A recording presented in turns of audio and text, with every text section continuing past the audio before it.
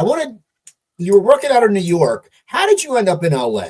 Because that's what I know. Because I know you did the Tonight Show, and I want to Yeah. get into Extreme Makeover because that you told me that story last time, and that blows me away. But if people tell them what your act was in the beginning, tell them how you Well, looked. I mean, you can look up on. Uh, I guess they could find it. I mean, I'm putting together a new website called The Steve Middleman. Somebody has Steve Middleman, so I took The Steve Middleman like I'm really a hotshot.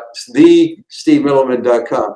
But maybe I'll stick this picture on. But if you were to see in fact, I could try and find it, but I don't want to slow down. I'm not going to do it. If you would see me, you'd see me with another 40, 50 pounds.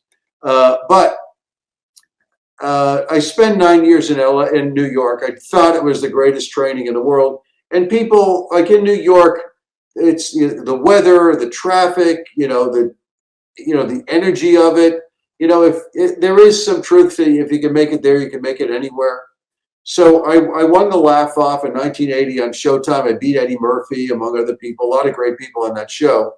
Among them, Rick Overton and Carol Leifer and Mark Schiff. They're all great comics, and I won. I won it. Guido Sarducci was the host, and it kicked the door open for me. I started getting a lot of gigs. But when I won that, they flew out Mark Schiff, who came in second, and I to LA to meet a million people. We auditioned for the Tonight Show. We both didn't get it. But on the flight, like 4 seats over, first class, was Richard Pryor. It was like and this was not long after he set himself on fire, We were both so scared. We drew lots, like, or straws or whatever, who was going to, we were both nervous. And Mark is not nervous about anything like that. He'll go up to anybody. And so I think I lost.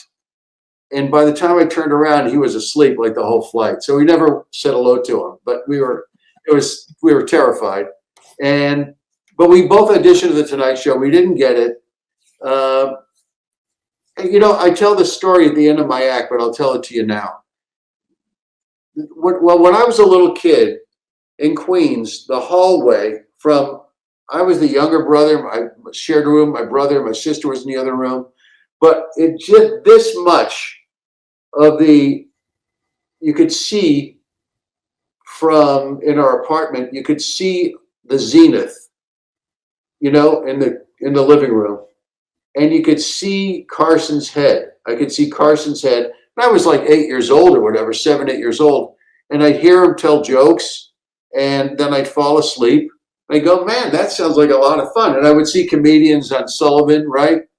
But I auditioned for the Tonight Show. And when I would do clubs around the country, it's like you go for like 5 or 6 days. It was 6, 7, 8 shows a week. And you get really good from all that stage time. And people would come over to me and go, after the show, they go, you do Johnny? That's how he was, just Johnny. Everybody knew it was Johnny. You do Johnny? I go, no, not yet. And then they would do this. They would go, you're Johnny's kind of comedian. You're Johnny's kind of comedian. I'm telling you, you're Johnny's kind of comedian. And I go, well, thank you very much. Then I'd audition again for Macaulay, Jim Macaulay, the booker. And he'd go, I don't think you're Johnny's kind of comedian. It was like literally the complete opposite. And then I do a million shows around the country. Say no, I hadn't been on there. You're Johnny's kind of comedian everywhere. You're Johnny's kind of comedian. Then, literally, then I moved out to LA in 85 and auditioned another, probably 10 times of You're Not Johnny's Kind of Comedian to You Got It.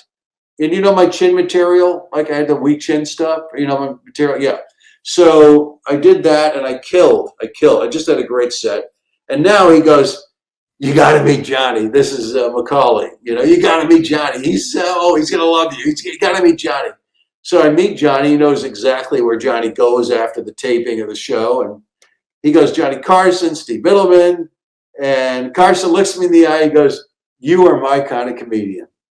I was like, oh, that's one of the greatest payoffs after 10 or more years of, and little kid, this is 30 years later or whatever. Coop's Common Corner.